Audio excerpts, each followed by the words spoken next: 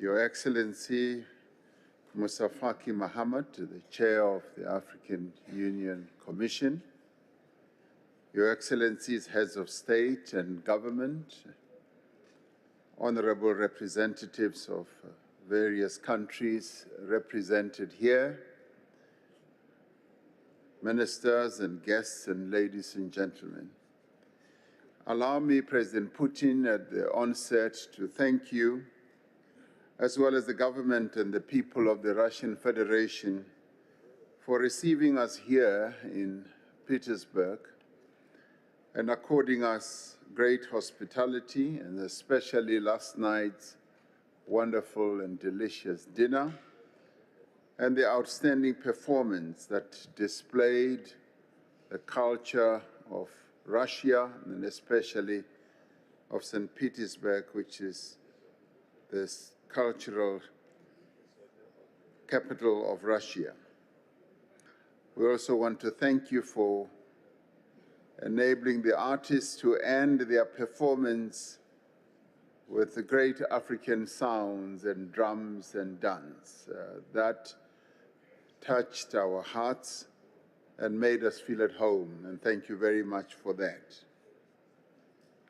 Nearly 3 years ago in the city of Sochi, we pledged as African leaders and as the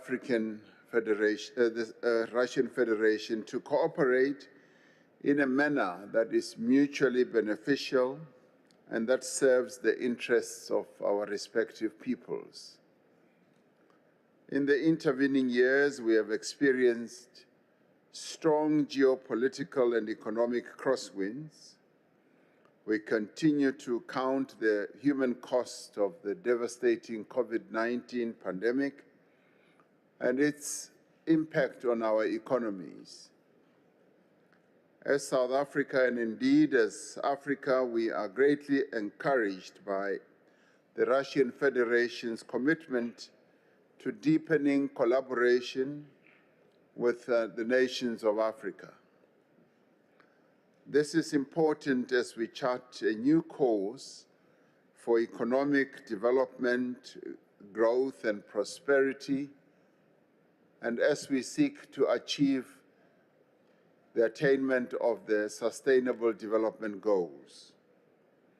As South Africa, we remember with deep gratitude how the support of the people and the government of the then Soviet Union supported our struggle for liberation, as well as the struggles of many other countries and nations on our African continent. Today, our bilateral relationship remains strong. We continue to collaborate in political, economic, social, defense, and security spheres. We work closely across multilateral platforms such as the United Nations, the G20, and as members of BRICS. Our participation in forums such as this one is guided by our quest to realize the African Union's Agenda 2063 vision of economic integration and inclusive socio-economic development. As you know, and as a member of BRICS yourselves, as the Russian Federation, South Africa will shortly be hosting the 15th BRICS Summit in Johannesburg. We see this summit as an opportunity to promote enhanced global cooperation and to achieve common prosperity for the nations of Africa. The BRICS partners are significant investors in Africa. The upcoming summit will therefore give particular attention to infrastructure development supported by the new development bank, the BRICS Bank that is, as well as also supported by the African Continental Free Trade Area from a trading point of view. The African Continental Free Trade Area, once fully operational, will unlock the benefits of the continental market and generate mutually beneficial opportunities for both African and BRICS countries alike. As clearly articulated by other leaders who have spoken before me, but more especially the very wise words of President Museveni, African countries are shaping their own destinies as nation-states and as a continent. Our substantial resources must be harnessed first and foremost for Africa's benefit, to grow Africa's economies and to pursue sustainable development. And as stated by others, we no longer want to be exporting ore, soil, and dusts and rocks from the minerals of our continent, but we want to be exporting finished products that have value. There must be respect also for what we do as countries, and we must stop those countries that count their wealth and their assets in terms of the minerals that reside in the African soil, like they did in the past when they counted their wealth. They used to count their wealth in the number of slaves that they owned, that were taken from the African continent. Respect and mutual benefit should underpin what we as Africa do as we relate to other countries in the world.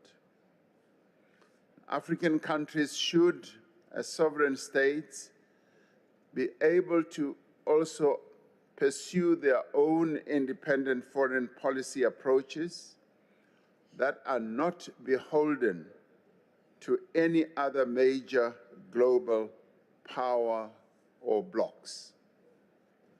This second Russia-Africa summit is an opportunity to further enhance and strengthen international cooperation and partnership for Africa's development.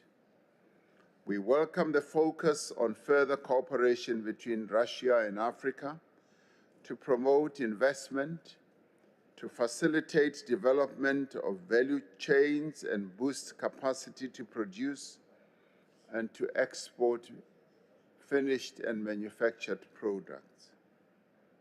The proposed Africa-Russia action plan for the coming years should align with the second 10-year implementation plan of the AU's Agenda 2063. This will ensure that there is coherence and that the plan is action-oriented, based on real practical interventions. We should also ensure joint monitoring and evaluation of the action plan. We need to jointly allocate the necessary funding for implementation and be accountable for concrete deliverables. Geopolitical tensions are negatively affecting countries across Africa. As part of Russia-Africa cooperation, we must repeat our call for existing global institutional mechanisms to be strengthened and reformed. Greater participation of our countries of the Global South will promote inclusiveness and engender trust. In this regard, the reform of the multilateral financial institutions, as well as the reform of the United Nations Security Council, remain a priority for us. It is totally unfair, inequitable, and unacceptable that a continent that represents 1.3 billion people continues to be not represented on the UN Security Council. In our interconnected world, we are all affected by conflict and instability in other parts of the world. We have a responsibility as nations to work for peace, to support peace building, and to lend our every effort to bring an end to conflict and war wherever it occurs. As South Africa, we are steadfast in our position that negotiation and dialogue and adherence to the United Nations Charter are necessary for the peaceful and just resolution of conflicts. It is our hope that constructive engagement and negotiation can bring about an end to the ongoing conflict between the Russian Federation and Ukraine. We want to thank you, President Putin, for receiving and listening to the African leaders who came to St. Petersburg on the 17th of June, led by the Chair of the African Union, His Excellency President Azali Assoumani, where we discussed a number of issues that we believed could lead to a solution of the conflict. And we look forward to engaging further with you later today to hear precisely how some of those proposals can be taken forward. In conclusion, we look forward to the Russia-Africa Summit playing a key role in supporting our objectives of African integration, economic growth, peace, and prosperity.